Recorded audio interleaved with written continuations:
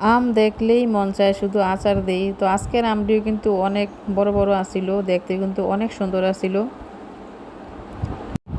আজকের আমটি অনেক সুন্দর ছিল, অনেক বড় বড় ছিল। তো আজকেরটি দেখে কিন্তু আমার আরেকটা আশা দিতে ইচ্ছা করতেছে। তো দেখেন আমটি কিন্তু অনেক বড়, এটি কিন্তু পাকলে অনেক মজা লাগে, অনেক মিষ্টি আমটি।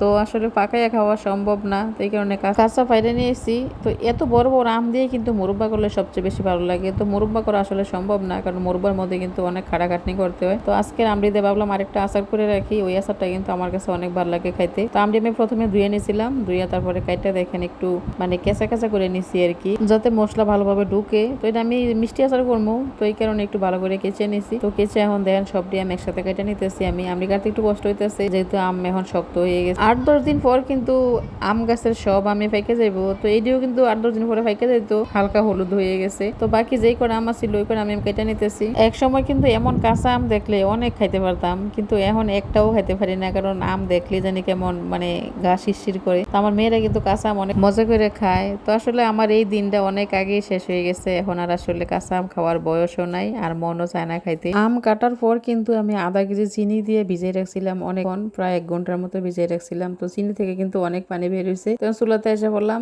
কড়াইয়ে বসায় তারপরে হলো আম দিয়ে দিলাম। যে ফ্রাই প্যানে আমি চিনিতে ভিজাইছিলাম ওই ফ্রাই প্যানে আমগুলো জাগা হইতো না, তো এই কারণে বড় করে এতে নিয়ে নিচ্ছি, যাতে আমার আড়াচাড়া করতে একটু সুবিধা হয় আর কি। তো ওই ফ্রাই প্যানটার মধ্যে আসলে তেমন ভালো হইতো না, তো এই কারণে বড়টার মধ্যে দিয়ে দিলাম। তো দেন এখন কিন্তু চিনির পানিটার সাথে আমি সিরকেও দিয়ে দিয়েছিলাম। তো সিরকা দেওয়ার কারণে কিন্তু চিনির পানিটা একটু বেশি বের হয়েছে। তো এখন আমার আচারটা মোটামুটি সিদ্ধ হয়ে গেছে। এখন দিয়ে দিলাম হলো পাঁচফোড়নের গুঁড়া, তারপর দিয়ে দিলাম একটু শুকনো মরিচের ফাঁকি দিয়ে এখন একটু নাড়াচাড়া দিয়ে মিশিয়ে নেব। আমি তেমন ঝাল করবো না, কারণ যদি এটা মিষ্টি আচার। আমি 1 চামচের মতো দিয়ে দিলাম মরিচের গুঁড়া। মশলাটা আমি একটু ভালো করে নাড়াচাড়া দিয়ে মিশিয়ে নিতেছি। মিশিয়ে তারপরে আমি আচারটা নামাই নেব। তো আচারটা করতে আসলে বেশিক্ষণ সময় লাগে না। এই আচারটা কিন্তু দুইভাবে করা যায়। আমি কিন্তু চিনি দিয়ে ভিজিয়ে রাখছিলাম, আরেকটা চিনি শিরা করে তারপরে করা যায় আর কি। তো চিনি শিরা দিয়ে করলে কিন্তু কয়েকটা আস্তা মশলা দিতে পারতাম। তো আমি যেহেতু চিনি দিয়ে ভিজিয়ে রাখছিলাম, এই কারণে আসলে আস্তা মশলা দেওয়া হয়েছে না। তখন আমার আচারটা করা শেষ হয়ে গেছে, আচারটা আমি নামাই নিলাম। তো দেখেন আচারটা কেমন হয়েছে, ঠিক এরকম হয়েছে আমরা খাইতেছিলাম। মিষ্টিটাও পারফেক্ট হয়েছে, জালটাও মোটামুটি মানে কাছাকাছি হয়েছে আর কি, তেমন বেশিও না তেমন কমও না। তো আমার বাসায় কিন্তু আচার খাওয়া শুরু হয়ে গেছে, আমরা সবাই আচার খাইতেছি, আমার জামাই আমি আমার ছেলে মিলে আচার খাইতেছিলাম। আজকের ভিডিওটা এই পর্যন্তই, দেখা হবে পরবর্তী ভিডিওতে। সবাই ভালো থাকবেন, আমার জন্য দোয়া করবেন। আল্লাহ হাফেজ, আসসালামু আলাইকুম।